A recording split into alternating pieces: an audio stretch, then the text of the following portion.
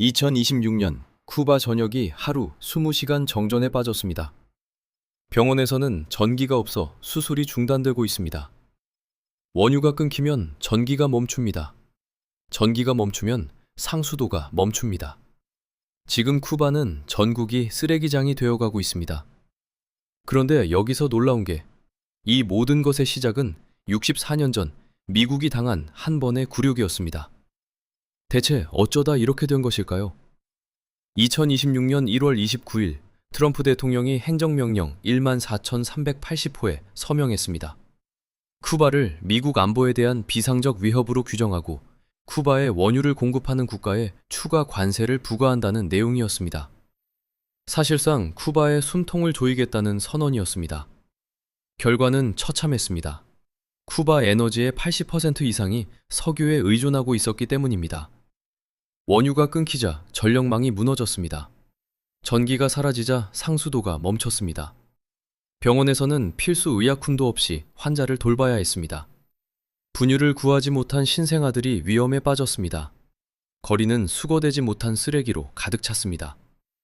유엔은 이 상황을 생명을 위협하는 위기로 규정하고 9,400만 달러 규모의 긴급 지원 계획을 발표했습니다. 그런데 트럼프는 왜 이러는 걸까요? 답을 알려면 130년 전으로 거슬러 올라가야 합니다. 이 모든 일의 씨앗은 쿠바가 아직 스페인의 식민지였던 시절로 거슬러 올라갑니다. 쿠바는 오랫동안 스페인의 식민지였습니다. 스페인은 이 섬에 거대한 사탕수수 농장을 세우고 원주민과 노예의 노동력을 착취했습니다. 하지만 19세기 말 쿠바인들의 독립운동이 거세지자 스페인은 극단적인 선택을 합니다. 1896년 스페인의 웨일러 장군이 재집결 정책을 시행했습니다. 쿠바 농촌 인구를 강제 수용소에 몰아넣은 것입니다. 8일 안에 지정 수용소로 이동하지 않으면 사살 명령이 내려졌습니다. 최소 17만 명이 목숨을 잃었습니다. 당시 쿠바 전체 인구의 약 10%에 해당하는 숫자입니다. 그런데 여기서 놀라운 게 이 수용소는 히틀러의 집단 수용소보다 50년이나 앞선 것이었습니다. 집단 수용소라는 단어 자체가 이때 처음 생겨난 것입니다. 그리고 1898년 결정적인 사건이 벌어집니다.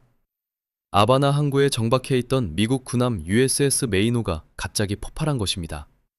266명의 해군 장병이 사망했습니다. 미 해군 조사위원회는 6주 뒤 외부 기뢰에 의한 폭발이라고 발표했고 미국은 곧바로 스페인과의 전쟁에 돌입합니다. 전쟁은 미국의 압도적 승리로 끝났습니다. 파리 조약이 체결되면서 스페인은 쿠바와 필리핀, 괌, 푸에르토리코를 미국에 넘겨야 했습니다. 스페인이 사라진 자리에 새로운 주인이 등장한 것입니다. 쿠바는 자유를 얻은 게 아니라 주인이 바뀐 것이었습니다.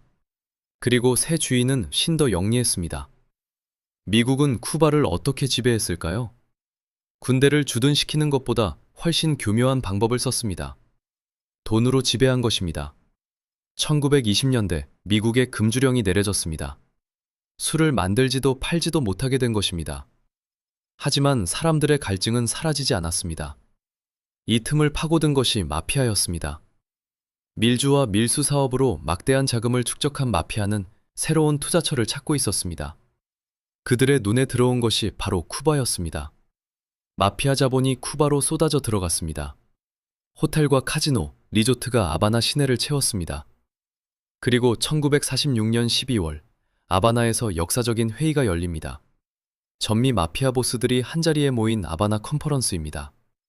이 자리에는 마이어 렌스키 같은 거물급 갱스터들이 참석했고 엔터테인먼트로 프랭크 시나트라가 공연까지 했습니다. 이게 바로 영화 대부에 나오는 그 장면입니다. 영화 속 조니 폰테인 캐릭터가 시나트라를 모델로 만들어진 것입니다. 1952년 상황은 더 노골적으로 변합니다. 플렌시오 바티스타가 군사 쿠데타로 정권을 잡은 것입니다. 바티스타는 마피아와 손을 잡았습니다. 쿠바에서 벌어들인 수익은 고스란히 미국으로 흘러갔습니다. 쿠바 국민에게 돌아가는 것은 없었습니다. 플로리다에서 쿠바까지의 거리는 약 170km입니다. 서울에서 대전까지의 거리와 비슷합니다. 미국 본토의 놀이터였던 이 섬에서 누군가가 분노를 키우고 있었습니다. 그런데 여기서 놀라운 게 이 모든 걸 뒤집어버린 사람이 있었습니다. 금수저 변호사 출신이었습니다. 1955년 멕시코 어느 카페에서 두 남자가 만났습니다. 한 명은 쿠바의 부유한 사탕수수 농장주 집안에서 태어난 금수저였습니다. 아바나 대학교에서 법학을 전공한 변호사 피델 카스트로입니다. 다른 한 명은 아르헨티나 출신의 의사였습니다. 부에노스아이레스 대학교 의학부를 졸업한 에르네스토 체 게바라입니다. 1955년 멕시코시티에서 이 두 사람이 만났습니다. 변호사와 의사가 혁명을 꿈꾼 것입니다. 사실 카스트로는 이미 한 번 실패한 적이 있었습니다. 1953년 7월 몬카다 병영을 습격했다가 체포된 것입니다. 하지만 재판정에서 그는 이렇게 말했습니다. 역사가 나의 무죄를 증명할 것이다. 이 한마디가 쿠바 전역에 퍼지면서 그는 혁명의 상징이 되었습니다. 사면으로 풀려난 카스트로는 멕시코로 망명했고 그곳에서 체 게바라를 만나 다시 혁명을 준비합니다. 그리고 1956년 11월 25일 역사적인 항해가 시작됩니다. 12인승 요트 그란마호에 82명이 올라탄 것입니다. 12명이 타야 할 배에 82명이 탑승한 그 자체로 비현실적인 장면이었습니다. 상륙은 재앙이었습니다. 쿠바 해안에 도착하자마자 정부군의 공격을 받았고 살아남은 사람은 약 12명에 불과했습니다.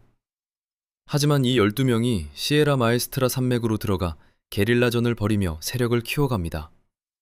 1959년 1월 1일 바티스타가 도주했습니다.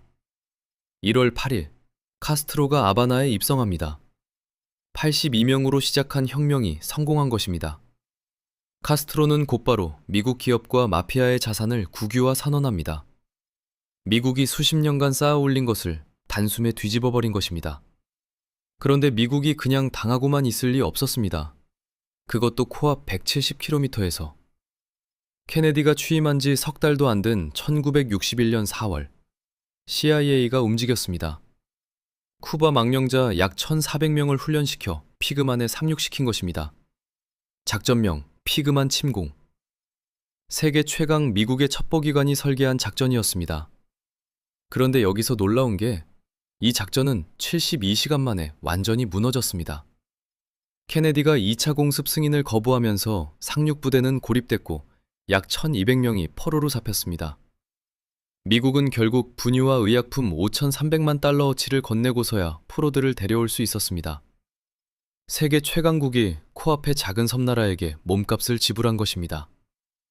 케네디의 분노는 극에 달했고 CIA는 집요한 보복에 나섰습니다. 독이 든 시가, 폭발하는 조개 껍데기, 감염된 잠수복까지. 쿠바 측 집계로 638번의 암살 시도가 카스트로를 향했습니다. 카스트로는 이렇게 말했습니다.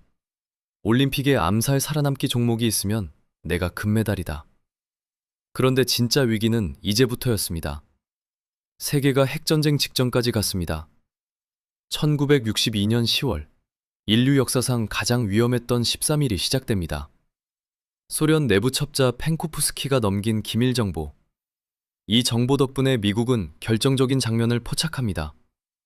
10월 14일, U2 정찰기가 쿠바 상공에서 소련 핵미사일 기지를 촬영한 것입니다. 확인된 핵탄두는 158개, 그중 약 100기가 즉시 발사 가능한 상태였습니다. 플로리다에서 불과 170km 거리에 핵미사일이 배치된 것입니다. 10월 16일부터 28일까지 13일간의 카운트다운이 시작됐습니다. 케네디는 해상 봉쇄를 선언했고 후르쇼프는 물러서지 않았습니다. 전 세계가 숨을 죽였습니다. 그리고 10월 27일 토요일, 훗날 블랙 세터데이라 불리게 되는 이날, 인류는 핵전쟁에 가장 가까이 다가갔습니다. 쿠바 상공에서 U2 정찰기가 격추됐습니다. 그리고 바로 그 시각, 바다 아래에서는 더 위험한 일이 벌어지고 있었습니다. 카리브해 심해에서 소련 잠수함 B-59가 미 해군 구축함에 포위됐습니다. 미군이 수면 부상을 요구하며 폭내를 투하했습니다.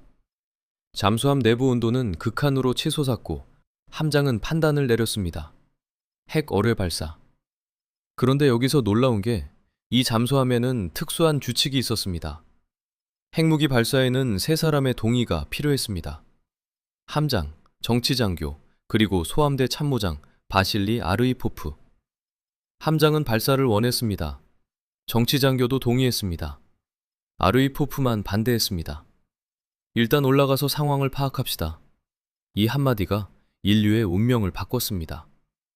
이때 인류는 핵전쟁 발사 버튼에서 단 한 사람의 판단 차이에 놓여 있었던 것입니다. 두 사람은 찬성이었고 한 사람만이 반대였습니다. 만약 아르이포프가 동의했다면 카리브해에서 핵폭발이 일어났을 것이고 미국과 소련의 전면 핵전쟁은 피할 수 없었을 것입니다. 다음 날인 10월 28일, 크루쇼프가 모스크바 라디오를 통해 미사일 철수를 발표했습니다. 당시에는 미소간 직통 한라인조차 없었기에 라디오 방송으로 핵전쟁을 끝낸 것입니다.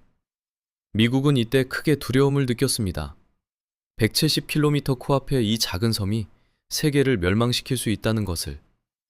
그리고 그날 이후 미국의 분노는 복수심으로 굳어졌습니다. 그때부터 미국은 쿠바를 경제적으로 질식시키기 시작합니다.